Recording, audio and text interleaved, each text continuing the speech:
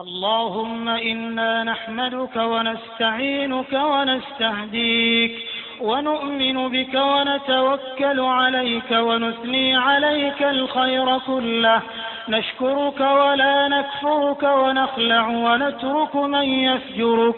اللهم إياك نعبد ولك نصلي ونسجد وإليك نسعى ونحفد، نرجو رحمتك ونخشى عذابك، إن عذابك الجد بالكفار ملحق. اللهم لك الحمد كله ولك الشكر كله وإليك يرجع الأمر كله.